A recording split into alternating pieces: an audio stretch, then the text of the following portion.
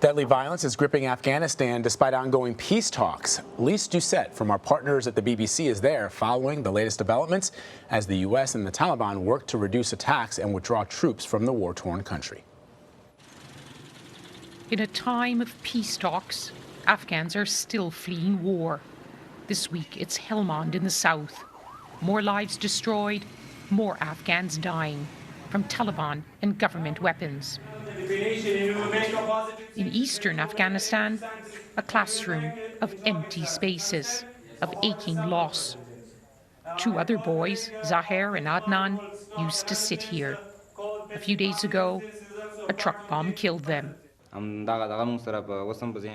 That day is still in my mind. It goes round and round my thoughts.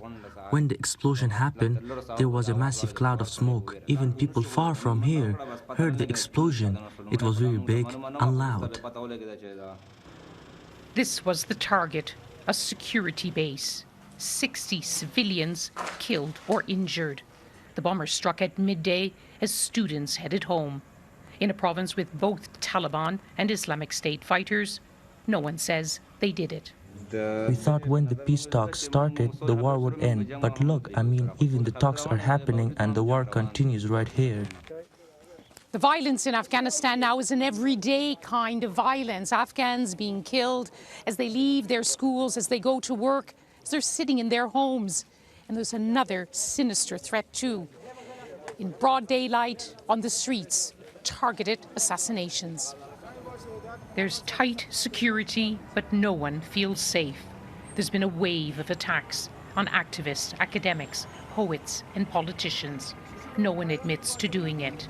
Done with war. 28-year-old Zarifa Ghaffari has already escaped 2 attempts on her life. She's a mayor in a province largely controlled by the Taliban. She blames them.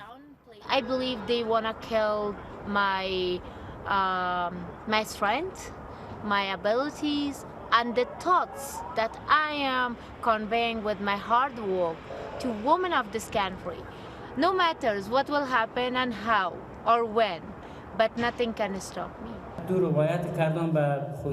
Every Afghan has a story of loss on every side of this war, which has dragged on for decades.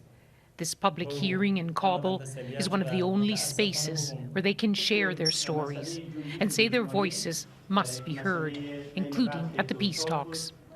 We're not hopeful about the future in this case, because if they end this war, maybe another war start after the peace that they bring, because the wounds are still open and the wounds are not healed.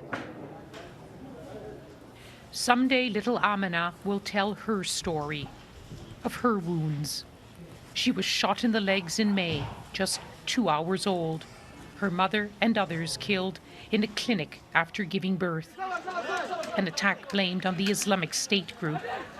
Bloodied blankets, a shocking symbol of this merciless war. But Amina survived. Dr. Bina saved her legs and her life. She's perfect, I'm really happy. Definitely she is the symbol of resilience for all of us, for Afghanistan, for Kabul, for everyone. Including her father. If I tell you about the pain I have suffered, no one in the world should suffer like this.